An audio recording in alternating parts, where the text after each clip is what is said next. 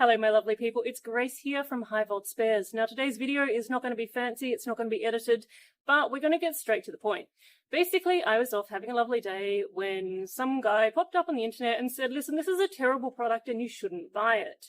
Now, the product in question is this one, the plastic frame guard, which you see here on the CRF300L, also fits the CRF300L.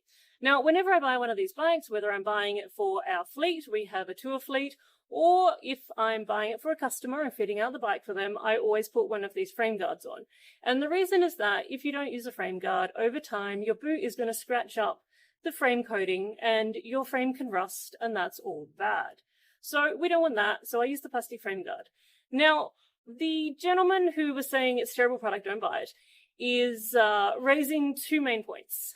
The first one is, he says this piece of plastic doesn't just sit flush against the frame, and there's a reason for that. And the second point he raised was that he was worried that grit was going to get in behind this frame guard and it was going to, with vibration, actually scratch your frame coating over time. Now, let me explain why, first of all, we need to think about how we install these things, and second, why this is not a problem. So, we have 3 zip ties holding it on in place, so I'm going to pull it off now, and I'll show you how I deal with this concern. So,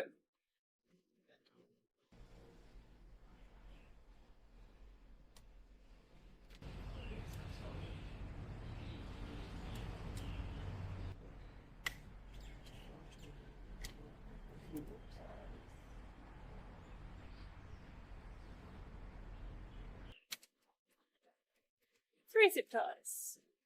Okay, so this bike is kind of dirty and everything, just excuse that. But as you can see, when you're installing something like this, you want to think, where are my contact patches going to be? Where are my 3 zip ties going to make this piece of plastic touch my frame? So beyond showing you that, I'm not really sure what else to say. Obviously, as the reviewer said, this piece of plastic is not going to sit flush against your frame, and that's because we don't want it to. And secondly, it is good to think about grit getting trapped. It is good to think about your contact points. That's why I stick these bits of foam on the contact points, just to be safe. I'm not here to teach you how to suck eggs or tell you not to drink the acid in the lead acid battery. I'm sure you guys will figure it all out. I would highly recommend using frame guards, because otherwise your boots will scratch your frame. Anyway, I'm going to go back to having a lovely day, and I'll catch you later.